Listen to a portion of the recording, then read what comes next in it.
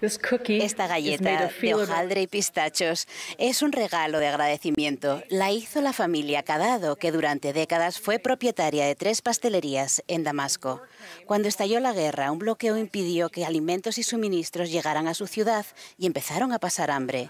En lo peor de esa desesperada situación, Latter-day Saint Charities y algunos valientes trabajadores de Rahma Worldwide comenzaron a servir una comida caliente junto con leche para los niños pequeños. Después de una época difícil, la familia retomó su vida, así como su pastelería, en un nuevo país. Hace poco, llegó a las oficinas de la iglesia una caja de galletas con el siguiente mensaje: durante más de 2 meses nos las arreglamos para obtener alimentos de la cocina Rahma Latter-day Saints. Sin eso hubiéramos muerto de hambre. Por favor, acepten este pequeño símbolo de gratitud. Pido a Dios Todopoderoso que los bendiga en todo lo que hacen. Una galleta de gratitud y reconocimiento, y es para ustedes, para todos los que oraron después de ver una historia en las noticias, los que se ofrecieron como voluntarios cuando no resultaba conveniente o que donaron al fondo humanitario confiando que serviría para algo bueno. Gracias. La Iglesia de Jesucristo está bajo mandato divino de cuidar de los pobres. Es uno de los pilares de la obra de salvación y exaltación. Lo que era verdad en los días de Alma también lo es para nosotros. Y así, en sus prósperas circunstancias, no desatendían a ninguno que estuviese desnudo, o hambriento, sediento o enfermo, o que no hubiese sido nutrido, y no ponían el corazón en las riquezas. Por consiguiente, eran generosos con todos, ora ancianos, jóvenes, esclavos o libres, varones o mujeres, pertenecieran o no a la Iglesia, sin hacer distinción de personas si estaban necesitadas. La Iglesia responde de muchas maneras a este mandato. Por ejemplo, la administración que realizamos en la Sociedad de Socorro, los quórums de sacerdocio y las clases, el ayuno y el uso de las ofrendas de ayuno, las granjas y las plantas de envasado, los centros de bienvenida para migrantes, los programas de ayuda para personas canceladas, la labor humanitaria de la Iglesia y la aplicación Just Serve, que pone en contacto a los voluntarios con las oportunidades de servicio. Todos esos recursos, organizados por medio del sacerdocio, hacen que cada aportación tenga un gran impacto y magnifican las cosas que hacemos como discípulos de Jesucristo. Los profetas son responsables de todo el mundo y no solo de los miembros de la Iglesia. Conozco por experiencia propia que la primera presidencia asume esa responsabilidad con devoción. A medida que las necesidades aumentan, nos han pedido que aumentemos de manera considerable nuestro compromiso humanitario. A ellos les importan tanto las grandes tendencias como los pequeños detalles. Hace poco les mostramos una de las batas protectoras que Beehive Clothing confeccionó para su uso en los hospitales durante la pandemia. Como médico, el presidente Nelson manifestó gran interés. No solo quiso verla, quiso probársela, revisar los puños, el largo y el modo en que se ataba a la espalda. Luego nos dijo con emoción en la voz: cuando se reúnan con las personas durante sus asignaciones, denle las gracias por sus ayunos, ofrendas y su ministración en el nombre del Señor. A petición del presidente Nelson, paso a darles un informe del modo en que la Iglesia de Jesucristo está respondiendo a los huracanes, terremotos, desplazamiento de refugiados e incluso la pandemia, gracias a la bondad de los santos de los últimos días y de muchos amigos. Aunque los más de 1.500 proyectos relacionados con el COVID-19 fueron ciertamente el foco principal de la ayuda de la Iglesia durante los últimos 18 meses, también se respondió a 933 desastres naturales y crisis de refugiados en 108 países. Las estadísticas no reflejan toda la realidad. Permítanme compartir 4 breves ejemplos que ilustran una pequeña parte de lo que se está haciendo. Diki Mpudi es una joven sudafricana de 16 años que perdió a sus padres y se quedó a cargo de 3 hermanos pequeños. Siempre fue difícil encontrar comida, pero las cuarentenas y la escasez de suministros a causa del COVID hicieron que fuera casi imposible. Pasaban hambre y subsistían gracias a la generosidad de sus vecinos.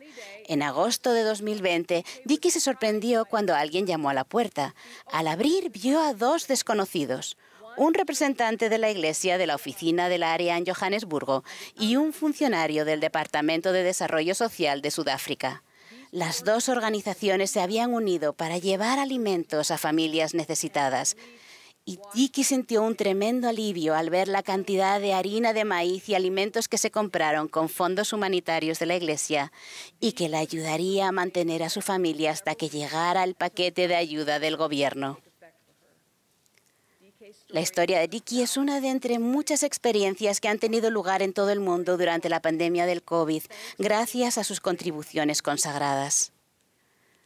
Todos hemos visto las imágenes en las noticias de miles de evacuados saliendo de Afganistán.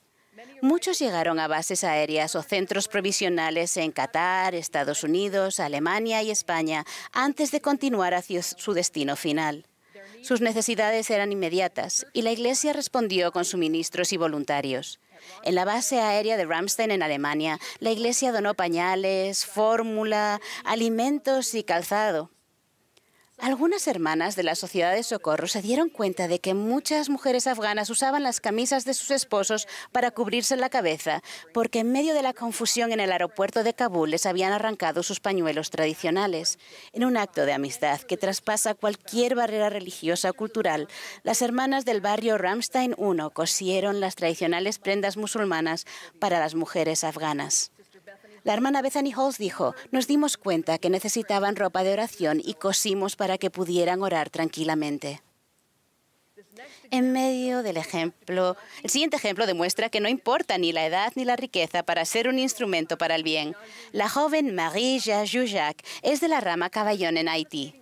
Su casa fue uno de los miles de edificios que se derrumbaron durante el devastador terremoto del mes de agosto. Es casi imposible imaginar la desesperación de perder su hogar. Pero en lugar de entregarse a la desesperación, Jajou increíblemente pensó en los demás. Vio a una anciana en apuros y comenzó a cuidar de ella. Ayudó a quitar los escombros. A pesar del agotamiento físico, se unió a otros miembros de la iglesia para distribuir alimentos y estuches de higiene. La historia de Jajou es solo uno de los muchos y poderosos ejemplos de servicio que llevan a cabo los jóvenes y jóvenes adultos que se esfuerzan en seguir el ejemplo de Jesucristo. Unas semanas antes del terremoto, otro grupo de jóvenes adultos prestaba servicio similar al otro lado del Atlántico. Las inundaciones que arrasaron parte de Europa en julio fueron las más graves en décadas. En Alemania, cuando las aguas retrocedieron, un comerciante de una ciudad a orillas de un río se quedó desolado al comprobar los daños. Ese humilde hombre, católico devoto, oró en oración para que Dios enviara a alguien que lo ayudara. A la mañana siguiente, el presidente Dan Hammond de la misión Alemania-Frankfurt llegó a su calle con un pequeño grupo de misioneros que llevaban puestos los chalecos amarillos de manos que ayudan. El agua había subido hasta 3 metros en la tienda, dejando una gruesa capa de lodo. Los voluntarios limpiaron las paredes, quitaron la alfombra y el panel de yeso y lo amontonaron todo en la calle para que se lo llevaran. El comerciante trabajó con ellos durante horas, asombrado de que el Señor hubiera enviado a un grupo de sus siervos en respuesta a su oración y en menos de 24 horas. Hablando de las labores humanitarias de la Iglesia, el elder Jeffrey Holland señaló que Dios contesta las oraciones la mayor parte del tiempo mediante otras personas. Ruego que Él nos utilice, ruego que seamos la respuesta a las oraciones de otras personas. Hermanos y hermanas, por medio de su ministerio, donaciones, tiempo y amor, han sido la respuesta a muchas oraciones y todavía hay tanto que hacer. Como miembros bautizados de la Iglesia, estamos bajo convenio de cuidar a los necesitados. Nuestros esfuerzos individuales no requieren dinero o viajar a lugares muy lejanos, requieren la guía del Espíritu Santo y un corazón dispuesto a decirle al Señor, como dijo el elder Ballard, heme aquí, envíame a mí. En Lucas capítulo 4 leemos que Jesús fue a Nazaret, donde se había criado, y se levantó en la sinagoga para leer. Eso sucedió al comienzo de su ministerio terrenal, y él citó un pasaje del libro de Isaías. El Espíritu del Señor está sobre mí, por cuanto me ha ungido para dar buenas nuevas a los pobres, me ha enviado a sanar a los quebrantados de corazón, a pregonar la libertad a los cautivos y dar vista a los ciegos, a poner en libertad a los quebrantados, a predicar el año agradable del Señor. Hoy se ha cumplido esta escritura en vuestros oídos. Testifico que ese pasaje de las Escrituras se está cumpliendo en nuestros días. Testifico que Jesucristo ha venido para sanar a los quebrantados de corazón. Su evangelio está para dar vista a los ciegos, su iglesia para predicar libertad a los cautivos, y sus discípulos en todo el mundo se esfuerzan por poner en libertad a los quebrantados. Para concluir, permítanme repetir la pregunta que Jesús hizo a su apóstol Simón Pedro. Lo acabamos de escuchar.